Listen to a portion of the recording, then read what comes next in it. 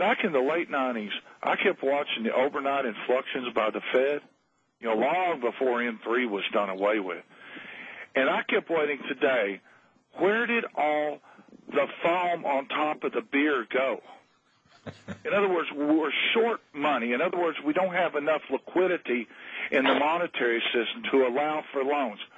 Where did it go? Yeah. That's their job, is to create the foam on top to allow growth, as well as prevent inflation. Mark, you're thinking now. Here's the problem with people like yourself. You ask too many pertinent questions while they're trying to make you focus on the non-existent foam. And this is what I said right out of the chute. These Congress critters opened up this trick bag without telling the banks, look, this is what we're requiring you to do. We're going to give you all the money. See, if you notice how the focus goes from Barry Sartoro's bailout package to one of TARP, well, what are you doing with that money, and what are you doing with the other trillions of dollars? We keep playing this little flip-flop game whenever people get concentrated and start narrowing down the questioning field, if you will. And this is the kind of game that they play. Now, I said right out of the chute, look, if you're going to open up the Treasury of the United States and the Fed Reserve is going to be magnanimous in giving everybody all this money, they at least, right out of the chute, should have demanded that a certain percentage of that money be set aside or on their books as loaning into the system as credit. Get that flowing. And what Bernanke is telling us, that no, we've got to stabilize these unstable banks before we can even look at the possibility of opening up the credit market again. Well, I know back in the late 90s, we all have to admit with the housing boom that they have to create a certain amount to take up the difference on that. Right. As everybody's going in debt. And we know through globalization that a lot of us went to China, name it. Any most favored nation status that you can come up with. I mean, a lot of it's over there. Wells Fargo shipped a bunch of it back to Mexico. Is that why we're so far out of the normal amount of circulating factor, digital, I know, digital money? And that's the problem. And if it is, maybe that's a signal. Gentlemen, any comment on this? A lot of subject matter there. Well, I mean, when you look at the banks, when you take what they call the zombie banks, Bank of America, Wells Fargo, Citi, they have a book value combined, these four zombie banks, of $180 billion. They need $450 billion to be viable. I mean, these are the simple facts. And so the argument that Bernanke was making today was very disingenuous. Well, and not very pertinent to the fact of where are we at in this, who's got the money. Well, we can't tell anybody because we don't want to destabilize and besmirch our already besmirched reputation of the banks. But they also said today, Robbie, and he was speaking for Timothy Geithner and what he's up to.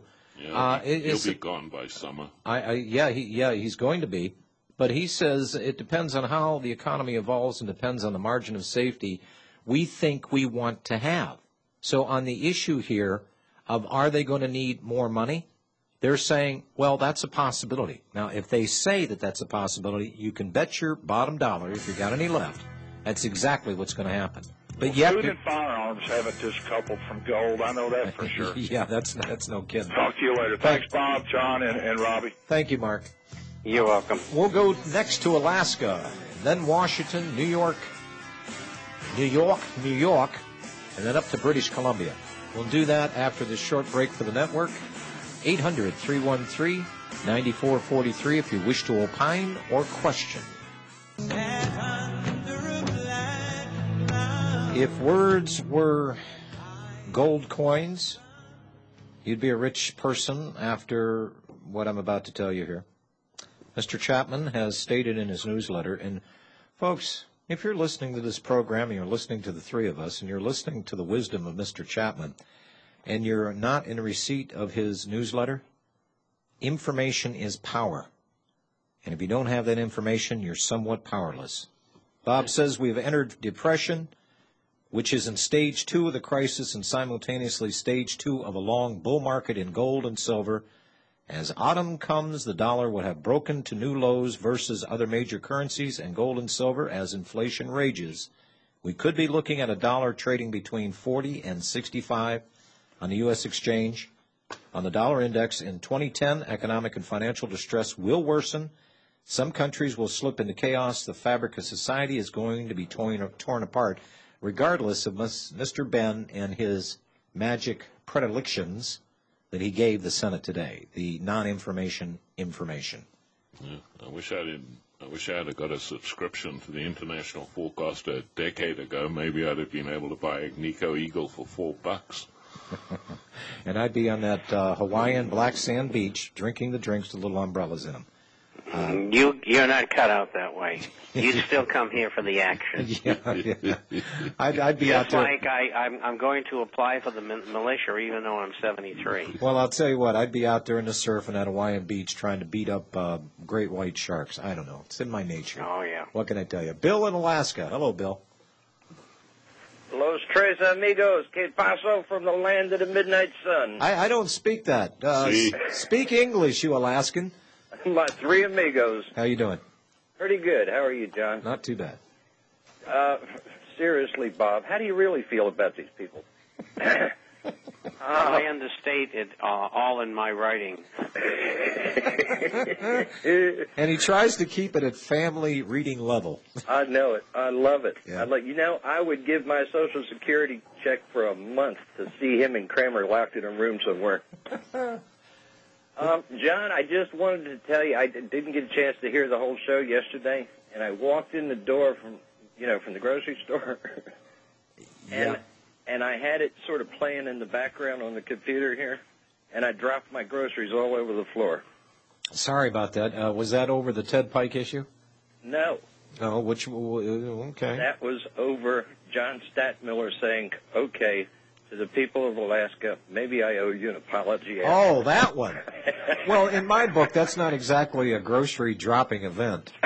Well, when it comes from John Statmiller saying, well, maybe I was wrong, that's a grocery store. Okay, I'll give you this. Sarah Palin, as far as 40-year-old married women go, she's a hottie, okay? Okay. Now, as far as being vice presidential material, that's somewhat in question. I understand you people are pretty happy with her as being a governor. Congratulations, you got her back. Absolutely. Right. She's a fantastic governor, and I was horrified the day she accepted McCain's offer. I wasn't, because I knew she wasn't going to win. But I wanted to tell you something else that goes along with that.